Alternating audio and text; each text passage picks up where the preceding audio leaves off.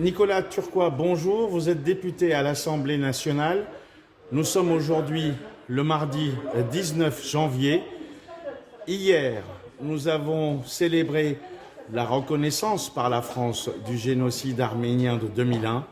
Et aujourd'hui, on commémore l'assassinat de l'intellectuel, journaliste, écrivain Hrant Dink.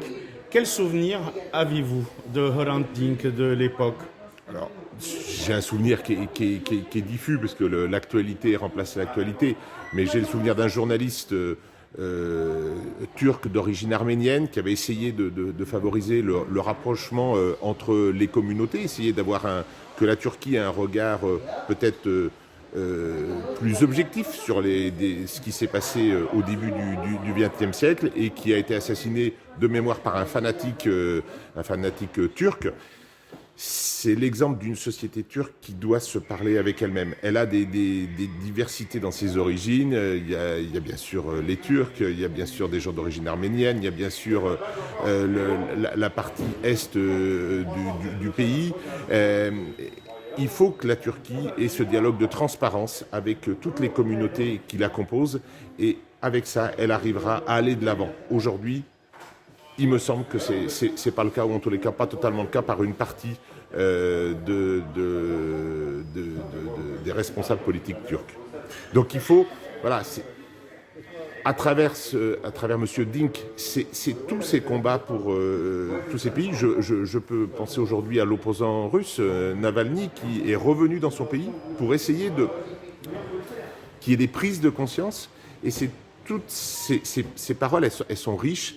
Et il faut les défendre parce que il faut que chaque pays regarde son histoire. La France aussi doit regarder son histoire avec un regard objectif. Il y a des difficultés aujourd'hui sur certains aspects de notre histoire et nous devons avoir cette exigence et ce souvenir vis-à-vis de Hrant Dink aujourd'hui, mais bien d'autres qui ont mené des combats similaires par le passé.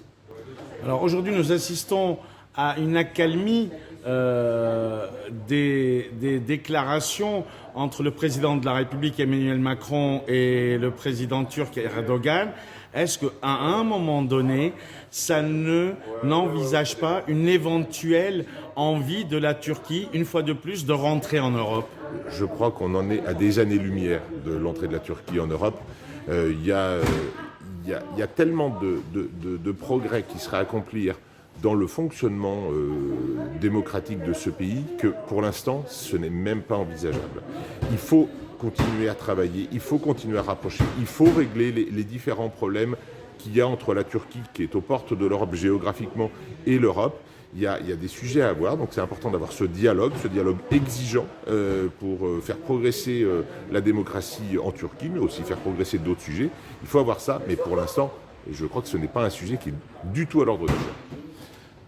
Et enfin, sur le conflit du Karabakh, qui est pour l'instant gelé, puisque les belligérants ont cessé toute activité d'un côté et de l'autre. Des députés français se sont rendus sur place. Ils vous ont témoigné de l'horreur de ce qu'ils ont vu. La France va jouer peut-être probablement un rôle à l'intérieur du groupe de Minsk, mais il y a aussi le cas délicat des centaines de prisonniers de guerre arméniens et qui aujourd'hui l'Azerbaïdjan refuse de les restituer. Quel est votre sentiment sur ces prisonniers de guerre, aussi bien civils que militaires?